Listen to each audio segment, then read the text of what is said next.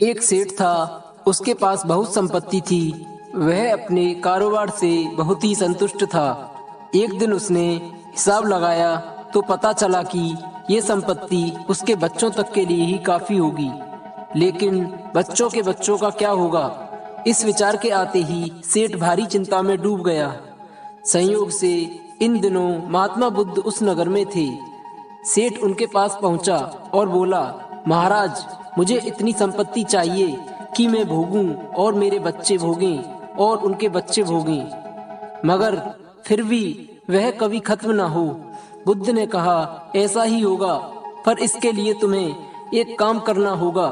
तुम्हारे घर के पास एक टूटी फूटी झोपड़ी में सास बहू रहती हैं। कल इनको दिन के खाने जितना भोज्य सामग्री दे आना, बस तुम्हारी इच्छा पूरी हो जाएगी। सेठ की खुशी का ठिकाना ना रहा। उसकी रात बड़ी मुश्किल से कटी। दिन निकलते ही वह भोज्य सामग्री लेकर झोपड़ी में पहुंचा।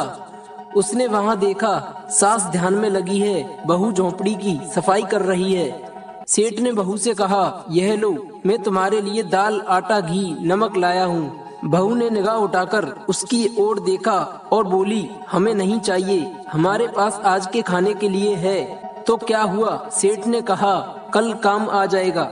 बहू बोली, हम अगले दिन के लिए संग्रह नहीं करते, भगवान हमें रोज देता है। यह सुनकर सेठ अवाक रह गया और सोचने लगा कि एक ओर ये लोग हैं जो कल की चिंता नहीं करते और दूसरी ओर मैं हूँ जो बच्चों के बच्चों की चिंता में मरा जा रहा हूँ। उसकी आंखें खुल गईं। फिर उसने धन की लालसा नहीं की। अब उस महात्मा बुद्ध की बात समझ में आ चुकी थी।